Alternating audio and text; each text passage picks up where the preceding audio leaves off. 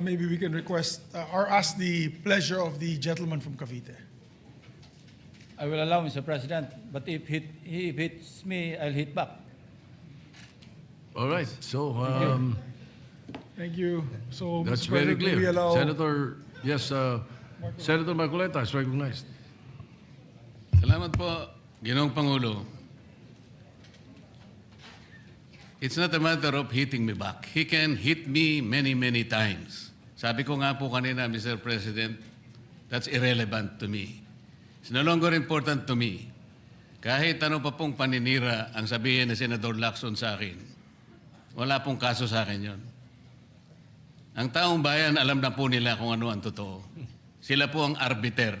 Silang magsasabi kung totoo lahat po ang pinag-uusapan natin dito. At kung ano ang sinabi laban sa akin. Ang gusto ko lang pong linawin, Mr. President, kung talagang pinaninindigan ni Senator Lacson yung patakaran na kanyang huling sinabi at binigyan ng emphasis kung saan ang mga ebidensya pupuntahan natin.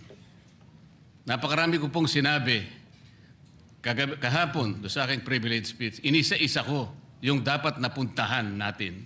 Para sa ganon, lahat ng inaakala nating ebidensyang magtuturo kung saan dapat at kung sino dapat ang managot, doon lang natin makikita at ang taong bayan po ay nakikinig at nagbabantay. So, gusto ko pong malaman, Sir President, kung totoo po lahat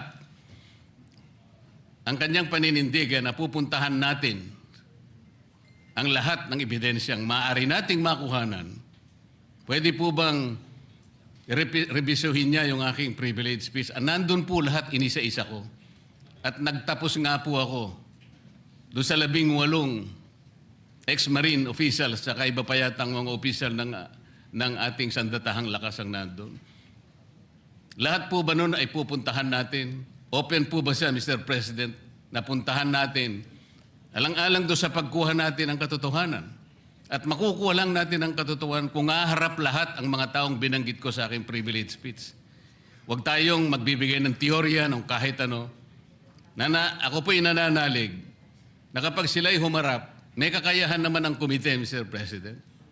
Makita natin kung talagang nagsisinungaling o hindi. Meron po tayong patakaran. Meron tayong remedyo kapag nagsisinungaling sila. Nakukontempt natin, ikinukulong po natin ang nagsasabi ng hindi totoo. Payagan lang natin, lahat sila may karapatang magsabi, mag-contribute sa ikahahanap ng katotohanan na lahat po tayo ay merong interes. Yun lang po gusto ko malaman, Mr. President, kung si Senador Lacson po ay tapat sa kanyang paninindigan, dapat sana lahat po ng aking sinabi, hindi naman po makakasama, makakatulong po sa ating lahat para makagawa tayo ng isang ulat. Sapagkat ngayon, kagaya po ng kanyang inamin, ang tagal na po nung sinirculate na ulat na sa online, at sabi niya, isa pa lang po ang pumirma. So, pwede po bang malaman sa ating kasama, Senador Lacson, lahat po ba nung aking binanggit sa aking privilege speech ay tutunguhan natin sapagkat potential po na panggagalingan ng maraming ebidensya? Para tapusin na po natin ito.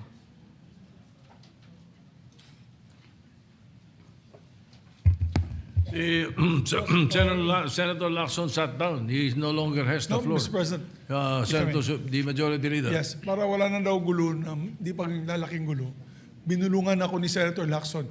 Yes daw. Kailan po kaya, Mr. President, mag-uumpisa? Ay, hindi ko na po alam yun.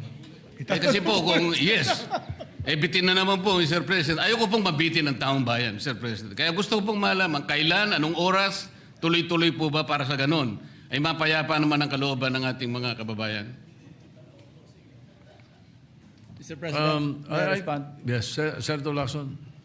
Isa lang po ang pakiusap ko, baka pwedeng pirmahan niyo muna yung partial committee report. Seryoso po ba kayo? I'm serious, Mr. President.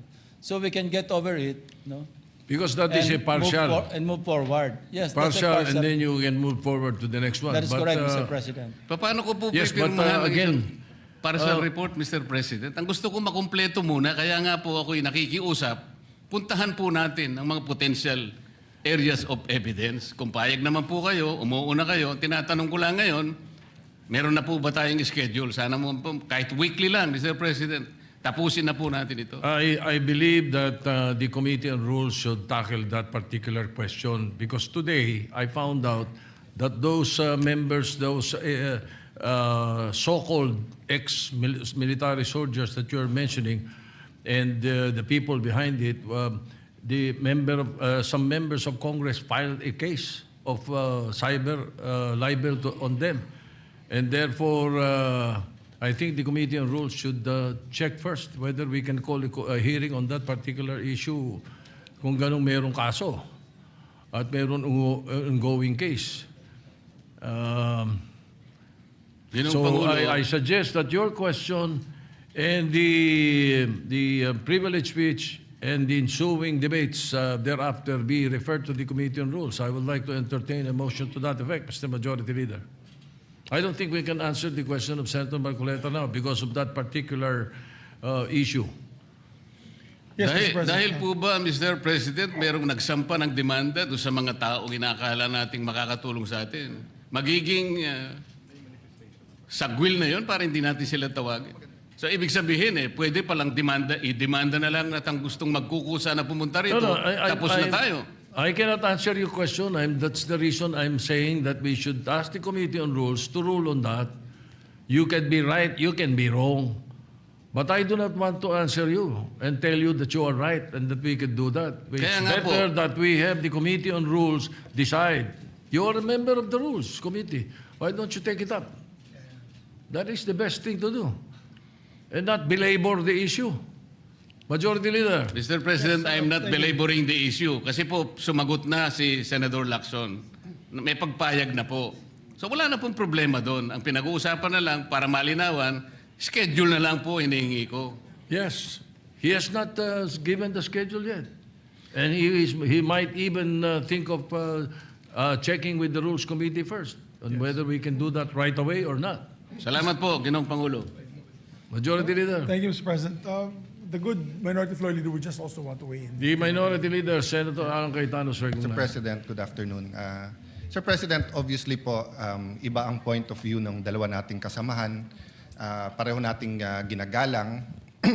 Let me appreciate the passion of both of them to get to the bottom of the biggest scandal, at least monetarily, the biggest graft and corruption scandal to hit the country in our history. No? If you look at the amounts, it's staggering. But may I make this manifestation just to encourage all of us that there are simple ways also of finding some solutions to the problem.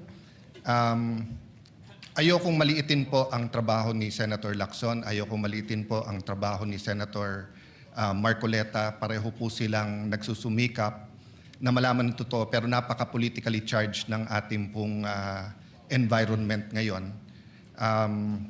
First, Mr. President, I'd like to mention during the budget hearing, I asked Secretary Vince Dizon a very simple question.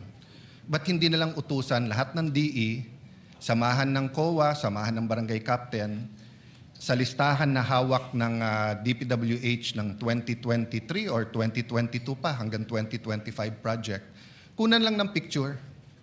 Para kung may picture at hindi pa bayad, hindi ghost yon.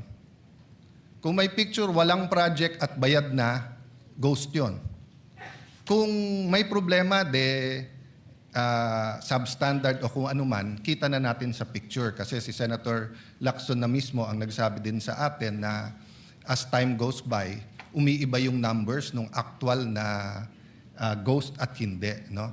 Number two, Mr. President, I think many of us, and I'd like to appreciate Senator Win Gatchalian here, cautioned that when there are investigations sa graft and corruption, minsan mas malaki pa ang tama kapag ka natigil yung mga projects.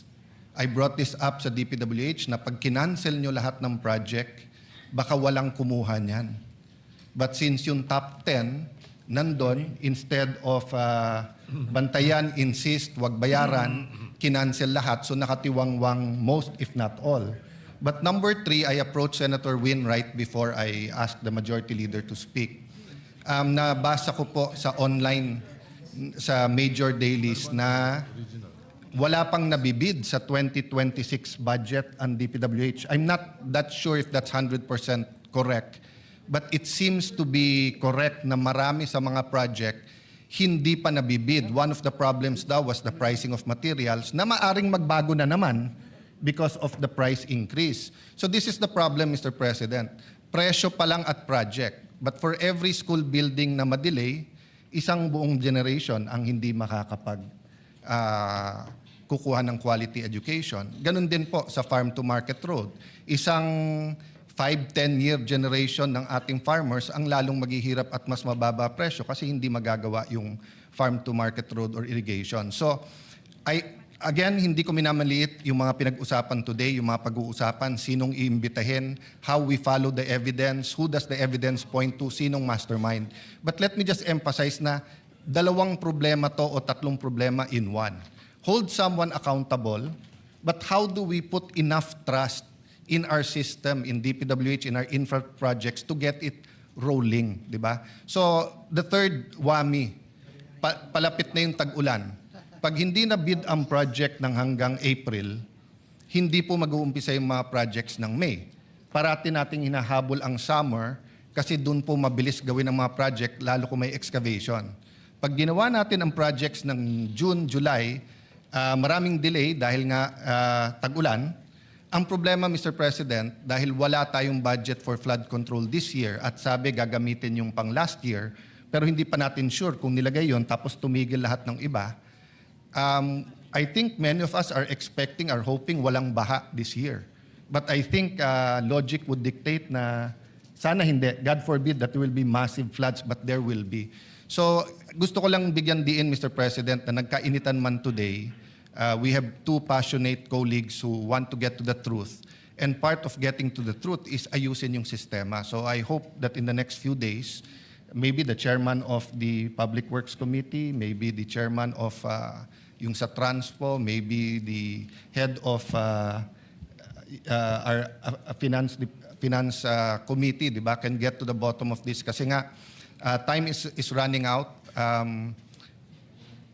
Napakababa ng GDP natin for the 4th quarter. Ilan araw na lang tapos na 1st quarter.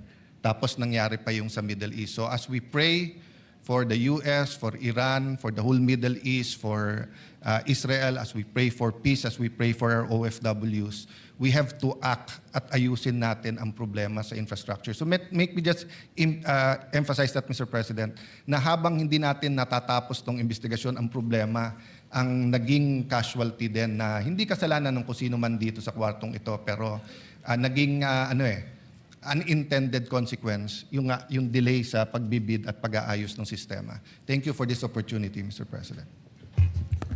Majority Leader. Thank you very much, Mr. President. Mr.